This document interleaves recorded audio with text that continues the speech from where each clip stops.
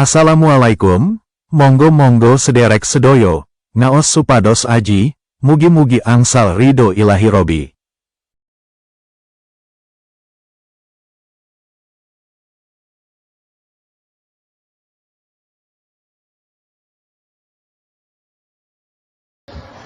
Nabi Nuh salah seorang rasul yang masuk ulul azmi 5 besar, karena memang perjuangannya menggambarkan satu usaha yang ulet dan luar biasa.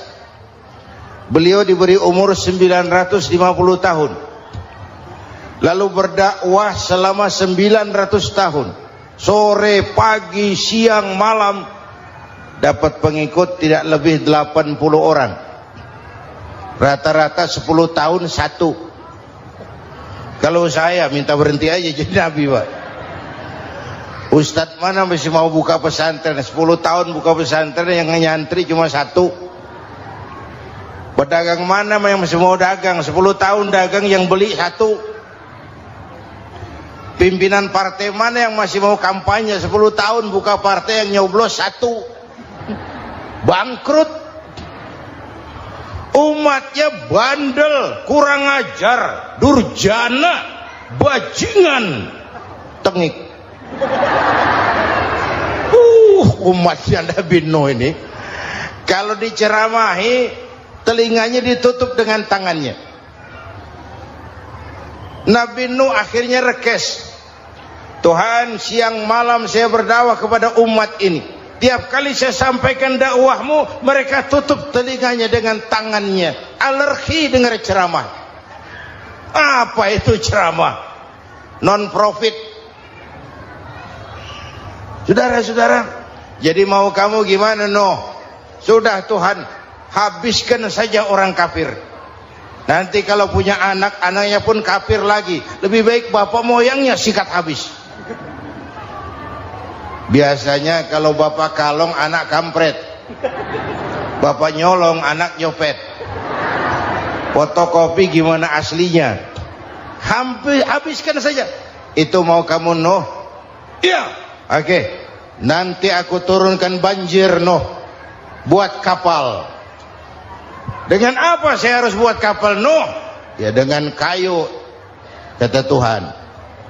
Kayunya dari mana, Tuhan? Ya dari pohon, Nuh.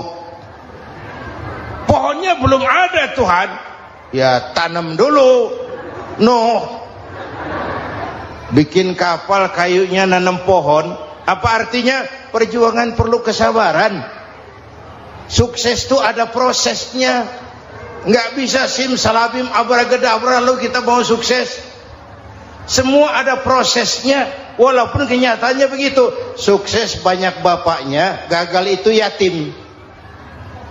Kalau kita sukses banyak yang ngakuin, yang baru ketemu pakai manggil encing, ketemu baru, tapi sukses banyak bapaknya.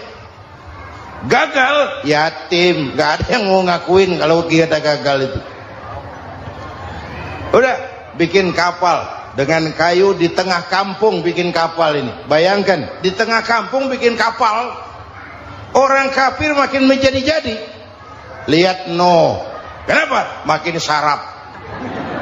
Bikin kapal di tengah kampung, mau belayar kemana? Tuh lihat, kalau orang nggak tahu tujuan, mountain setengah jalan. Proses yang dinilai bukan finalnya. Ya kayak gitu kesimpulannya. Saya enaknya sendiri. Bikin kapal, kapal mendekati selesai, ini orang kafir rame-rame datang ke kapal Nuh. Mau apa? Buang najis. Sakit perut, berangkat ke kapal Nabi Nuh. Nongkrong, dapat 2-3 tumpuk, pulang. Penuh lantai kapal dengan najis manusia. Inilah perjuangan. Bukan jalan raya lurus bertabur bunga di kanan kirinya. Banyak ondak dan duri, fitnah, caci maki, antipat, segala macam. Nuh. Ada orang tua dasar kafir, kurang ajar, sudah stroke berangkat juga ke kapal Nuh. mau buang najis, pincang-pincang digotong orang.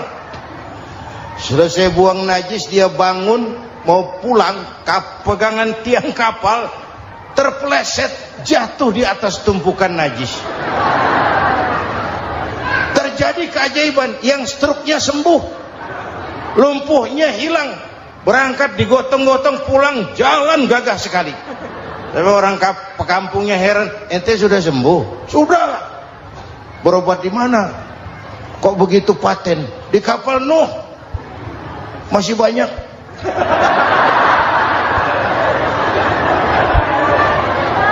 Yang berasa perlu obat bawa rantang. Ambil, bersih lagi geladak kapal itu. Sudah selesai Nuh? Selesai. Oke, kau orang yang beriman bersamamu, binatang serba sepasang, naik Nabi Nuh, naik orang beriman, naik binatang serba sepasang. Ini cikal bakal penyelamatan manusia, Pak. Naiklah orang beriman, sudah naik semua, Nabi Nuh kontrol. Ini contoh buat kita, kontrol. Sudah naik semua teman-teman, sudah. Pemimpin yang baik bukan cuma terima laporan di belakang meja. Laporan itu yang mana juga bagus. Sama juga kampanye, kampanye yang mana juga merdu. Kalau aja yang dihitung. Pernah ada calon bupati kampanye janji, kalau saya berhasil kita akan banyak bangun jembatan di daerah kita. Rakyat tanya, Pak, nggak ada sungai di kampung kita, Pak. Dia bilang, sungainya kita bangun sekalian. Udah kadung janji, mana pula orang mau bangun sungai ini. Saudara-saudara, kontrol. Jangan cuma tunggu laporan di belakang meja, semua laporan bagus. Ya Bu?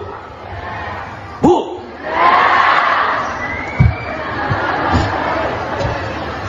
Nabi Nuh kontrol. Sudah naik semua? Sudah Nuh. Pulan bin Pulan naik Nuh. Paimin bin Tukijo naik, kami lihat naik. Ada orang Jawa juga kayaknya. Ada. Sudah kontrol, Kanan anak saya ikut nggak naik kapal? Kami tidak lihat itu Nuh. Kanan, ini potret. Bapaknya aktif ke masjid, ibunya rajin ke majelis taklim, anaknya keleleran kemana-mana. Bukan di sini, di Prancis. Udah di sini insya Allah sama.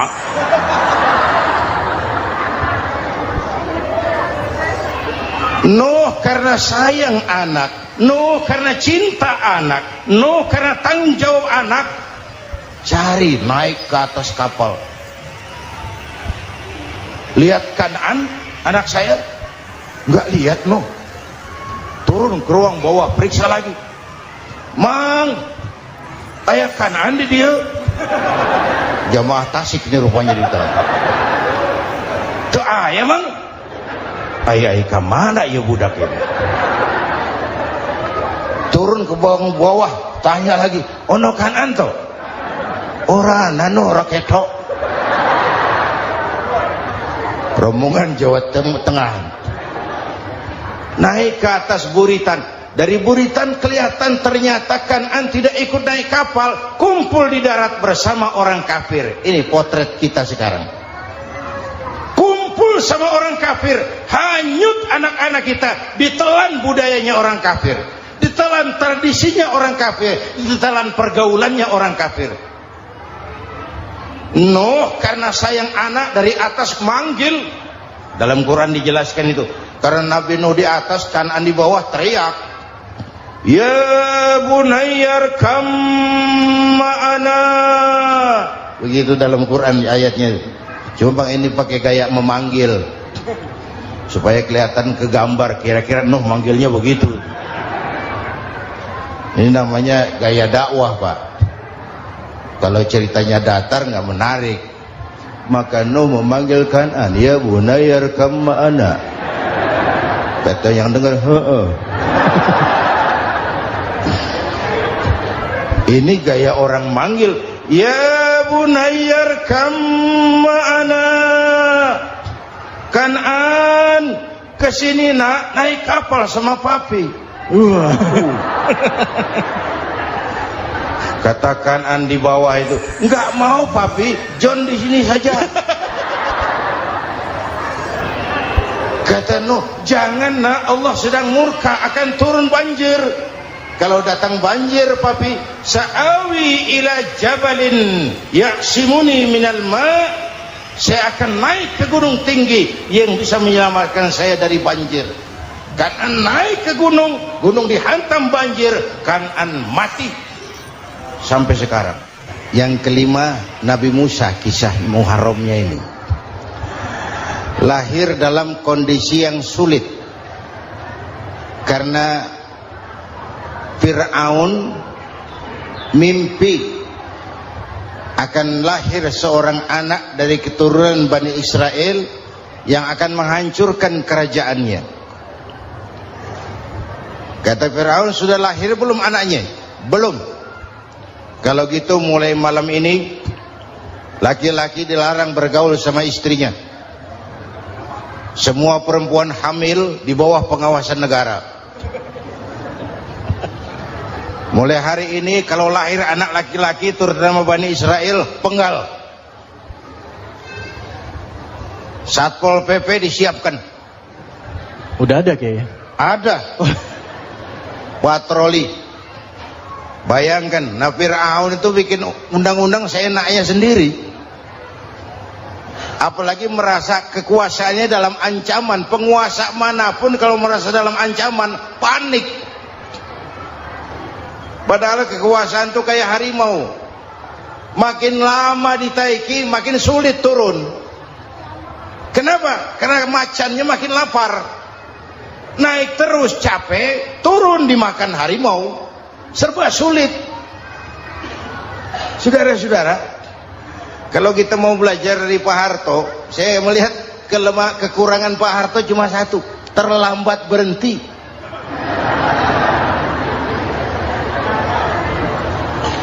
Terlambat berhenti. Di sekelilinginya banyak tukang-tukang jilat, tukang-tukang semir. Pak, kalau tidak ada bapak kami bagaimana Pak? Saudara hadirin yang saya hormati, maka sering saya ingatkan, temanmu yang sejati adalah teman yang membuat kamu jadi benar, bukan teman yang selalu membenarkan kamu. Berapa banyak pejabat-pejabat hancur karena selalu dibenarkan oleh lingkungannya. Bapak benar Pak, Bapak bijaksana Pak, itu tepat Pak, benar. Buang angin pun kata kelilingnya, oh Bapak sehat. Temanmu yang sejati, teman yang bikin kamu jadi benar, bukan teman yang selalu membenarkan kamu. Bapak Ibu hadirin yang saya hormati, tapi kehendak Allah terjadi. Lahirlah Musa. Bayinya dihanyutkan di sungai Nil. Bayi sudah menderita, dihanyutkan di sungai Nil. Dan akhirnya besar di lingkungan istana Fir'aun. Diriwayat oleh Ratu Aisyah, perempuan Fir'aun. Setelah mulai berjuang, terjadilah itu. Musa dan pengikutnya dikejar oleh Fir'aun. Sampai di tepi laut, Allah wahyukan Musa, lempar tongkatmu ke laut. Dalam kondisi darurat, mukjizat tiada jalan. Kondisi darurat. Kalau tidak, mukjizat itu maunya Allah, bukan maunya Nabi. Nabi nggak kuasa. Allah yang mau. Tapi hidup Nabi bukan mukjizat, manusiawi. Tidak mentang-mentang ada mukjizat tongkat, tiap sulit main tongkat. Nggak usah berjuang kalau begitu. Itu darurat menyelamatkan umat. Tongkat dilempar ke laut, laut terbelah. Laut terbelah. Itu secara visualnya bisa kita lihat dalam film The Ten Commandments. Udah nonton belum? Urusan nonton kalah sama Ustadz, bagaimana sih? Ten Commandment, 10 firman Tuhan. Tekniknya bagus tuh. Bagaimana laut terbelah. Musa lewat, Fir'aun mengejar. Musa sampai di ujung sana, Fir'aun masih di sama tengah perjalanan. Laut nutup kembali. Laut menutup kembali, Fir'aun tenggelam.